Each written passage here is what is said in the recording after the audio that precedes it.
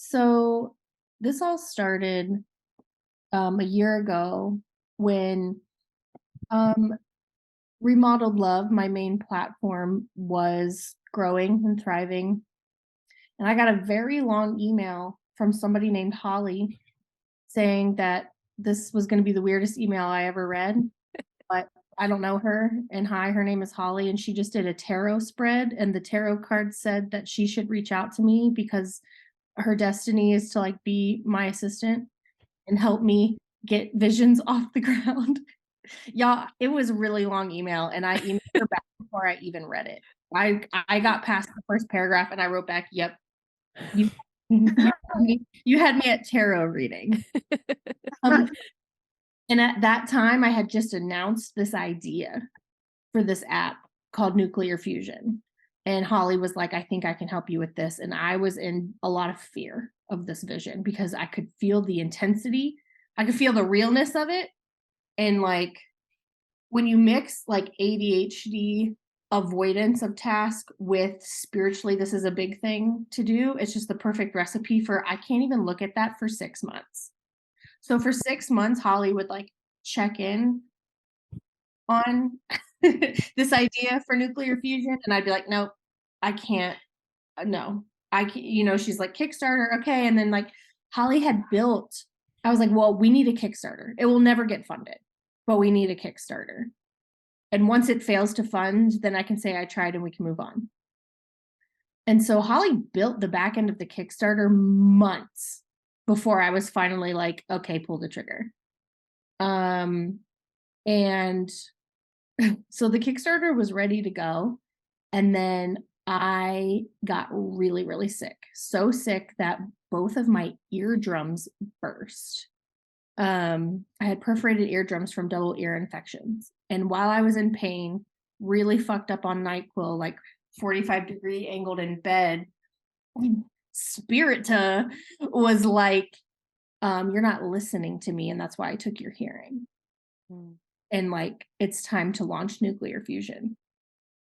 I messaged Holly. I was so delirious. I like texted. I was like, I just lost my hearing because I didn't launch nuclear. And so we launched the Kickstarter and it got funded very quickly and it went over funding. I was away at a music festival, found out it got funded and was like, the fuck. I barely even tried marketing it. So then we got this funding and Holly and I are looking at each other like, what do we do now? And I was like, pretty sure that this company I had hired to build this app was giving me really icky vibes. And I was like, we need to hire an expert. We need somebody who knows the technology and who pay to just tell me if this company is full of shit or not. And that's when we put out an ad for a software developer who could help us work on these things and just advise us through the process of building an app, whether or not they participated in the building of the app. And that's when I got this really beautiful email from this really lovely human named Rishi.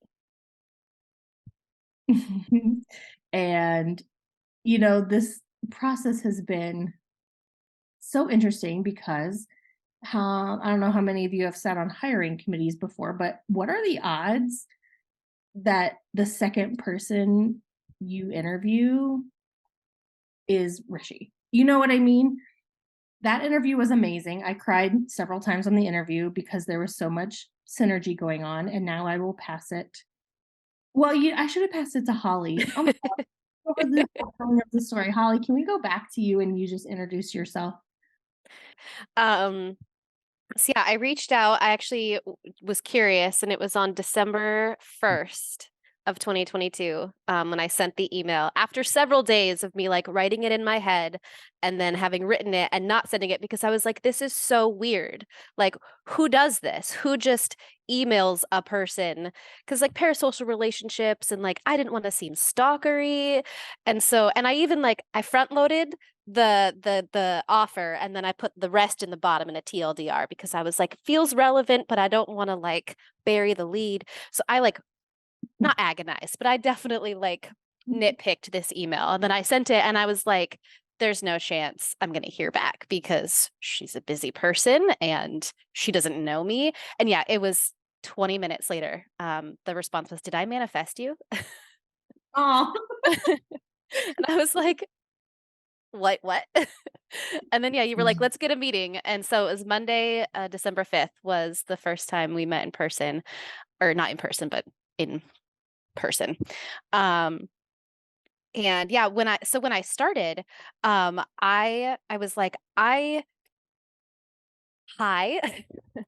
I love doing administrative stuff, like the back end, kind of mindless, necessary stuff that can be really soul draining for a lot of creative people. And I'd been a follower of Jess for a while and I'd heard her talk on the podcast and talk about how the platform was growing and that the amount of sort of necessary back end work was growing too. And I was like, I would love to help with that to free you up to be the creative genius that you are. I want to do that stuff because I genuinely enjoy it. So like, can I do that for you? And she was like, yes. So immediately like she was like clean up my inbox and like audit my patron followers and onboard these people and I was like yes, so I just got all these tasks and I started doing them um and so for a long time like that's kind of just what I was doing was a lot of the like day-to-day minutia of the back end of Remodeled Love, and then the nuclear fusion idea was sort of brought more into my attention. I was aware of it because I still follow Jess. Um, and then she was like, I want help with this specifically. And I was like, heard on it. Ooh, Kickstarter. And then she was like, wait, no, wait. So I was like, heard, not on it. Just and yeah, and she told a lot of the story from there that then she was finally like, all right, push the button. And I pushed the button and we launched it. And yeah, it got funded and it was super exciting and then yeah we were like okay next step is to pay this random company that you found that is a little bit soulless and just kind of like and it wasn't that or at least for me they weren't giving skeezy vibes, they were just giving I don't know very neutral businessy like their heart wasn't in it. it's like processed foods versus like whole organic foods. Yes, yeah. Super. And so we wanted someone who could we were like, we want this magical person who can like fuck with our mission and our weirdness and our woo woo and the fact that I started because I had a tarot reading. And also someone who like knows software engineering and developing and like can and like where are we going to find someone like that? And then enter Rishi. And we got off that call and I like took my phone out to my porch because I was like so excited. I was like, I can't what just happened? Like that was the best meeting. Yes, absolutely yes. He needs to be on our team. Um, and then from there, the conversation. So once we got Rishi on board, he joined on and he was immediately given the task of sort of auditing this company and providing his professional opinion of whether or not we should go with them. So then Rishi, I'll pass it to you. Okay. Um, where I come from, you don't speak too honestly with the people you work for. You're just kind of like, and when I say where I come from, I mean like I've mostly worked at like my full-time jobs have been like tech startups and one larger company. And there's only been one place where speaking my mind has really given me anything, where like gotten me more understanding and I'm being more upfront and direct and asking for what I want. But that was enough of an indicator that I was like, oh, I have to just do this throughout my career. I have to just be really vocal and really honest. And um, it's still very scary. And there's always a little bit of a grace period where you get to know your the person who's hired you and you're building a relationship and scoping it out. And my first instinct looking at this company that Jess had asked me to look at was ick. Like, I'm not sure. I'm not sure I understand what they do has anything to do with what they're telling you they do. and I'm not sure that what they're telling you they're doing has anything to do with what you want. So I had to be very, I had to learn that I can say these things in this particular environment. And one thing that has been coming up for me just hearing this, the whole thing play, like the story play out, is one thing I love about this project so far is that I feel full permission to just bring whatever the fuck is going on. Like if I'm like, hey, I'm uneasy about this, that's actually integrated in, becomes part of the process. Like I can say more about this when we get to the part of hiring a UX person and the process that led us to PF. But basically, I was like, I feel ick about this company, and I also think you don't want to hire a team to build your app yet. You want to figure out what the app is, and you want to do that in a way that maybe helps you get more funding or do another campaign and clarify to backers what we're doing and what the project is. And probably the person to hire is a UX designer. And I just thought of some of my, this is all also, by the way, this is all super new for me. Like I've worked as a software engineer and as a manager, as a teacher, as a HR person, a bunch of random startup stuff, but I have never done this particular thing, which is like, we want to build an app and we have a vision. We don't know how to take the next step. But turns out actually doing a bunch of stuff just means you're good at figuring out what to do when you don't know what to do. And so I had this intuition, and I had reached out to some friends who had portfolios, and I was just like, what do you think of this project? And I just started to think like maybe it should be a UX person that's hired, and it should be an individual person like me who's actually just going to be very aligned with the project. And another part of that was that the interview we had, Holly and Jess and I, had nothing to do with my engineering skills. It was really about like interpersonal, like how do you collaborate on a team, like what kind of conflict and rupture and repair do you do? And like I think one of my favorite questions was Jess was just like, tell me about relationships in your life, especially friends. And that she knew that she was going to get something of use about me from that question. That's how I knew they were my people. Um, I was like, yes, this is a good interview. And I have wanted to find these kinds of people for a long time. So yeah, I think I'll pause there, and we started the search for like a UX person, and I don't know, Jess, do you want to take it again? I can keep going. Yeah, I love that you and Holly both answered like the question of the magic that you bring to the project, but it was just like woven into the narrative. Yeah, so then what happened is Chris and I went on a magical journey. That's all I'll say on this call. So Chris is my longest best friend. We went to the University of Wisconsin. Go Badgers. Go Badgers. 04 to 08 over there in the Midwest. And Chris moved to Reno in 2009 to join the silly little comedy troupe I had made called the Utility Players. And the Utility Players went on to be very, very successful in our silly little city. And Chris and I have been together in every lifetime. And to quote a Taylor Swift song, we've been the archer, we've been the prey. So we have been married and enemies and lovers, and we have taken turns killing each other in every single lifetime. And in this lifetime, that looked a very specific, dramatic, thespian type of way. And so we kind of had, it was interesting. I want to call it a falling out, but we never went anywhere. Well, we had a big dismantling incident of our friendship and our entire sense of who we are in this life and who we are to each other in 2017. And it's been the biggest blessing. It put us through what the Mormons call the refiner's fire.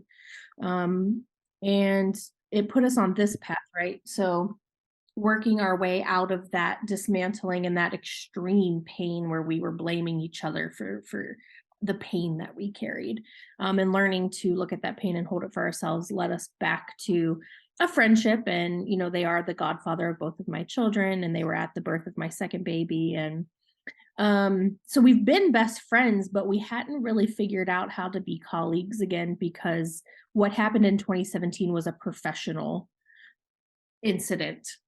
And so we hadn't really found how to work together again. And so we were on, a magical journey in the stars in August, and it just became very clear to me that Chris was supposed to be a part of this project. And it just so happened that everything that they had been doing for the last 8 years was gaining the skills needed to do exactly the operational direction that this app needed so that it could be both a piece of technology, an algorithm that led people together, but also an educational resource that teaches people how to be together. And we're also aligned politically, and Chris is dedicated to, non-hierarchical pursuits and anti-racism and uplifting BIPOC and dismantling systems of oppression. And so bringing them into this work felt safe and right, and it just was so crystal clear to us on that journey in the stars that day. And I formally proposed marriage again to Chris and the trees out there in Tahoe, asking them to come on board. And at the same time, I said, uh, my friend Rishi, who just joined, whom you are going to be obsessed with, told me about a book that we should read called Reinventing Organizations. And when you tell Chris to read a book, my favorite thing about them is they immediately read it, and it's very satisfying. And so that is when Chris read this book and said yes to my proposal to join this journey. And that leads to you, Cheryl. There it is, Reinventing Organizations. There it is. Wow, yeah, it's when Jess proposed to me on our magical journey in the stars, there was something that felt so aligned and congruent. I think many people on this call and many people who are watching this call may connect with a feeling of being out of place in their lives in multiple arenas. And I have had a very weird, beautiful professional career that never made sense to anyone, including myself. And but something that was consistent was that I worked in the nonprofit arena my entire career. And whenever I tried to move away from it, just found myself gravitating back toward it. And so coming on board and reading Reinventing Organizations was honestly, it healed something in my nonprofit soul that I didn't know was ruptured. The idea that there was a way in which we could organize and work that didn't um, destroy people in the process, that didn't extract the parts of themselves that were beautiful and joyous and creative, and that there was a way to be productive and be successful that didn't involve this very competitive hierarchical structure. And so yeah, I feel like honestly, like the magic that I bring is like the quintessential TT. Like I feel like TT is just like my magical source, my magical well. And just now bring that into all spaces. But I think as a coach in doing emotional intelligence, um, even before Jess and I were talking, there were things that I would get a sense of in sessions with my clients, this sense of a lack of community, that there was all this work that my clients were doing individually and they were finding success and they were gaining ground, but there was still a sense of deep isolation and deep disconnection from um, others. Sometimes that was a facet of um, being kicked out from their families. Sometimes that was a facet of you begin to do this work and you begin to recognize the people in your life who are unwilling to engage in that work, and it becomes very hard to be in two minds about it, that you are doing this work and the standards of care for yourself and the standards of care within your relationships begin to rise, and other people are either unable or unwilling to meet you there in that standard of care, and invariably those relationships just kind of end, and the result of that is feeling very alone, and that this work feels very lonely, and that this work feels very um one of my first coaches, I remember when I started my journey, and I remember screaming at her one day because I was like, I swear I was happier before I started working with you. Like, just like seeing all these things and doing this work, like I just experienced this pit. Um, where it's like it felt like I was happier and things were better before I started engaging. So even before Jess's proposal, like nuclear fusion is working on so many levels, and it's operating in such a like beautiful capacity of what it can mean to people. And the idea of growing a village, but then also providing tools for folks to sustain that village is so exciting, and it's so aligned with what I was feeling personally passionate about, but also what I was noticing. Um, and I don't think I ever told you this, Churl, but like in some ways, like I feel like I, without the app, experience the gift of the app, right? Because I Jess and Joe are my chosen family and have been for decades, and I'm godfather to their children, and it's something that I never thought kids would be in my world. Like, ooh, I always get so emotional talking about this. Like, um, just having the gift of having this family has been such a life-saving, even when we were going through the midst of it, even when we were not really speaking and not really um like that village connection still sustained. There was still a sense of like, um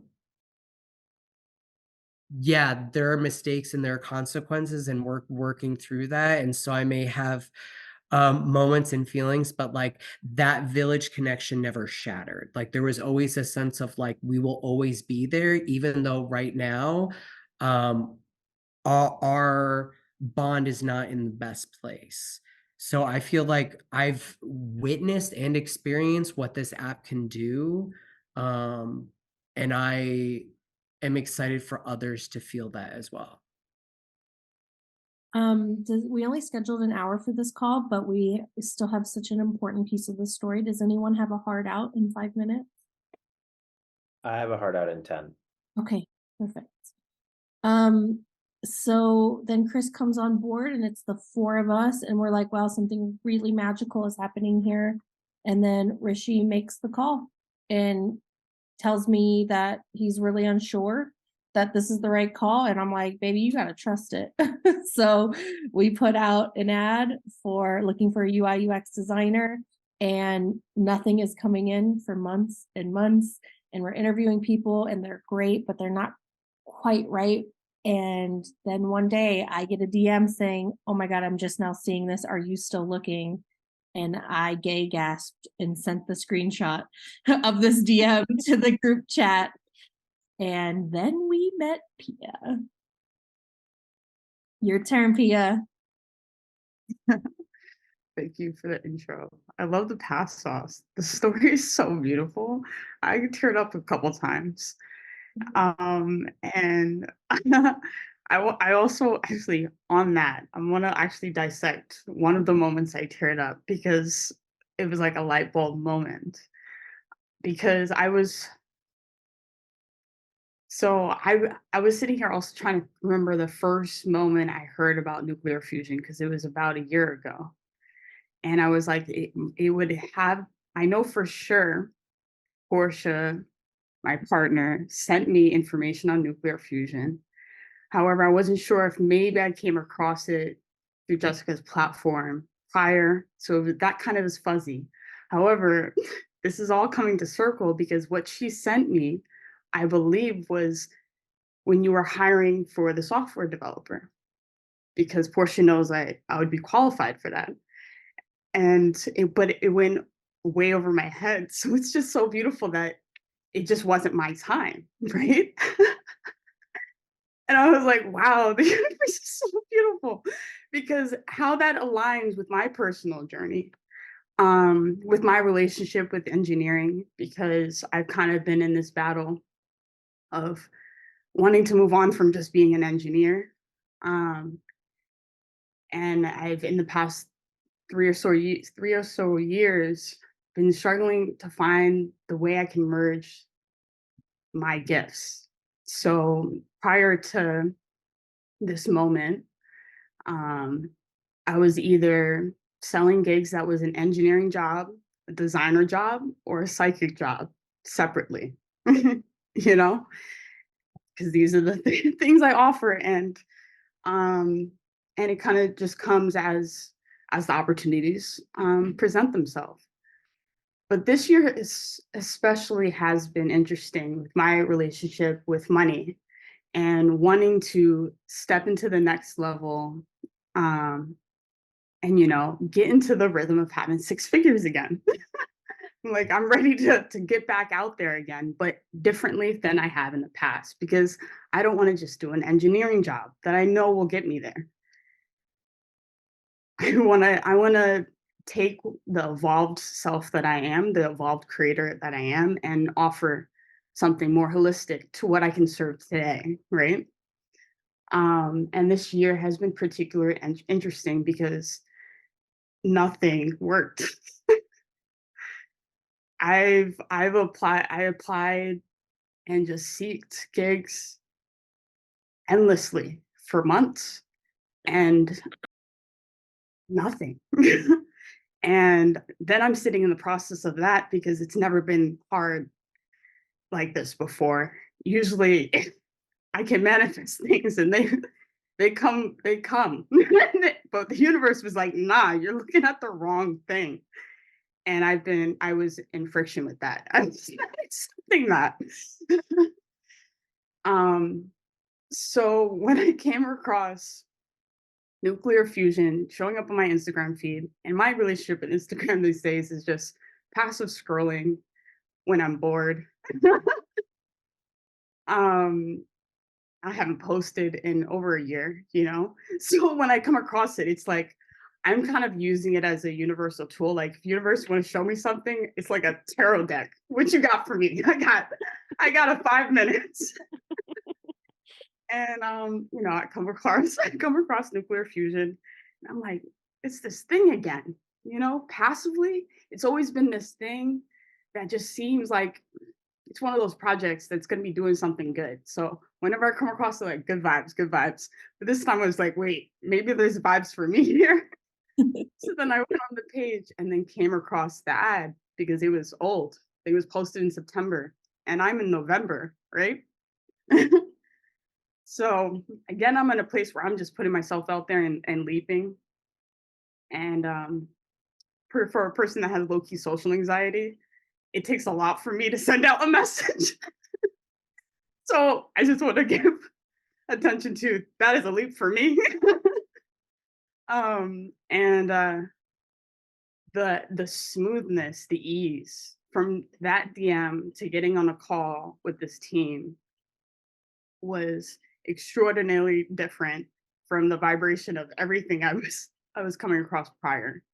And that alone was a huge sign. I was sold in the first 30 seconds getting on the call for that reason, you know?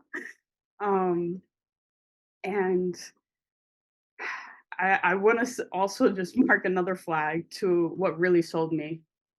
And it was how the container was held. Um, it was so magical.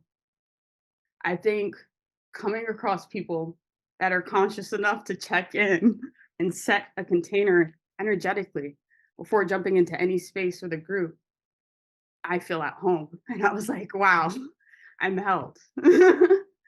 It's safe here, you know? And I don't even know y'all yet. And I'm like, I don't even know the project yet, you know? But I'm like, these are my people. So uh, I'm just like then, I'm shaking. It's the same energy as before.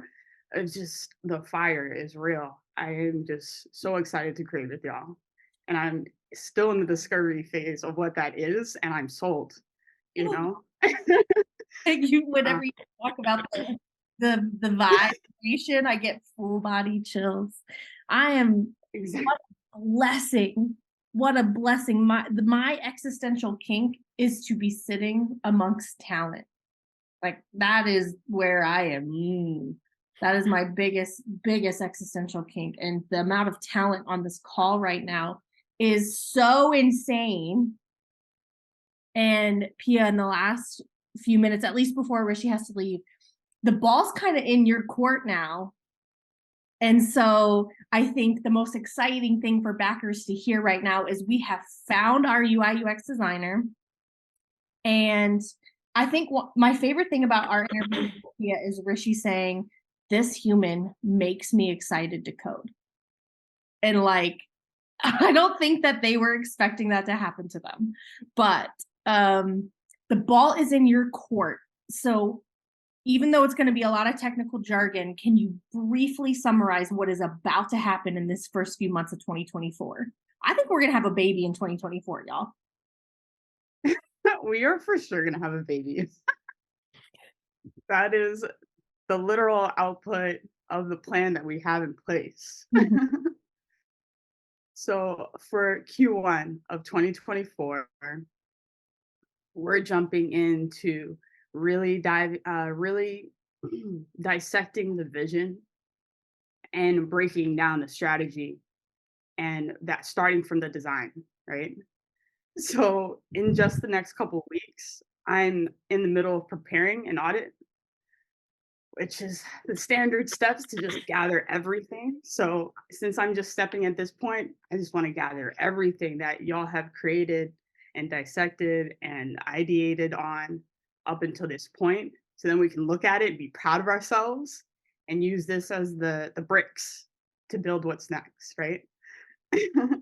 So from the audit phase, once we see those bricks, right, we're gonna start visioning. Oh, and I'm so excited and so grateful, to be honest, so grateful to be a part of the visioning stage. It's so juicy. It's like you have your hands in the soil with the seeds, watching them sprout. It's the beginning of everything, right? So I'm just grateful to be part of this this vision, because I'm for particularly what I think one of the things that I'm really excited about the visioning part is seeing everyone light up. We have the opportunity for everyone to just bring their ideas to the table. And then there is sparkles that happens in the eyes when you discover and think of new concepts, right? And when you just look into each other's eyes and be like, you get it, not even saying anything yet, right? That magic, and then being able to get it on paper. So I love the alchemy, being able to offer y'all, this team, the alchemy of my gifts, bringing this vision to life, right? Bringing it down to the ground, making it tangible, so we can now plan it out, draw it out as a timeline, break down the steps of how we're going to execute this, right? I know Holly's going to get excited, right? Seeing all the micro steps to getting Oh this yeah. out the door. Right? Hallie's like micro step. Right, exactly. Right. So Rishi, then Rishi, do you by the end of 51 we okay, have design. We have wireframes. Bye, Rishi. keep going. Okay. Coming down to the tangible of these wireframes, right? And to be able to then share this with the backers. I know the backers are going to be excited to see these concepts come to life, right? What these user interfaces will look like, getting their feedback. having the opportunity to be this close to our community, to get feedback before we even start development, that is the beauty of having these backers. And I just want to say shout out to y'all for being the pioneers of this project. You. Yeah, they really are. Chris, simultaneously, the ball is also in your court because we are building multiple parts of this craft. I don't know if it's an aircraft, a spacecraft, an earthcraft. I don't know what kind of culture craft. So Pia is building the next steps of the product that people want in their hands, the product that people are crying and aching for. And Chris is simultaneously working on something else. So I think we could finish out with what you're building. Do you want me to talk about the manual, or do you want me to talk about the fiscal? Well, kind of both briefly. So Chris is the operations director of us as an organization. So Chris is kind of keeping us as players, employees of this project afloat. So that's happening, but also Chris is going after money, grant money, so that we can continue building this thing that is not just crowdsourced. Yeah. So,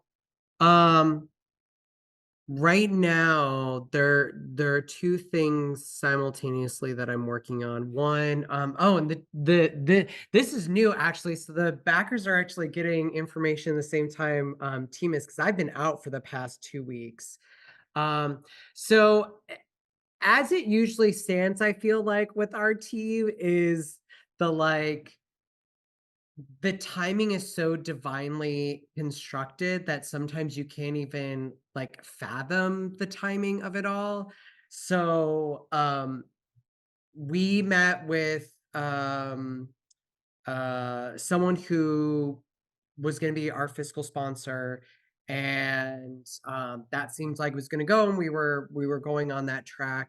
And then in the 11th hour, someone reached out to me, someone else wanting to be a fiscal sponsor, and I was like, well, we've already but you know what, we'll just go, why not, there's nothing wrong with taking a meeting and just sort of seeing. And it was such a diametrically different experience with that person. And I'm very excited about, I mean, I was excited about the other relationship, but I think this one is going to be infinitely better in a lot of ways. And they are very excited about what we're doing and very invested in what we're doing and want to help us. And that happened just before I left for 2 weeks. So as opposed to building a for-profit and a nonprofit simultaneously, because both of them are intricate and have different requirements, we are building a for-profit and seeing the nonprofit educational arm as a project of that for-profit that we are seeking fiscal sponsorship for. That way we can solicit donations, get access to foundation money and grant money that is tax deductible, while we're building this beautiful app and the for-profit.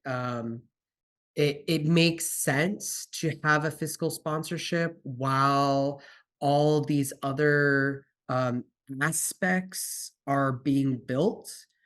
We eventually will, the plan is to, at some point down the line, become a nonprofit when we are able to devote the necessary time to build the nonprofit in a non-hierarchical way. Um, I have been, like I said, I've been in nonprofits my whole life, and the trend that I started noticing in nonprofits is that you have an idea, you get your nonprofit status, you start doing the programming, and the foundational work is not there. And the second that that machine starts moving, and you try to retroactively build the structure, it's so hard, and it is a lot of time and energy and pain because you get used to doing things a certain way, and then you're trying to dismantle that and implement a new strategy. Whereas this allows us to pour our energy and effort into the building of the app and then the for-profit structure. On the for-profit side of things, uh, my job has been twofold. One, taking the reinventing organizations and applying it to a manual that would be a framework for us to operate as a business, and also looking at different businesses, research, and case studies around best evolutionary or teal practices.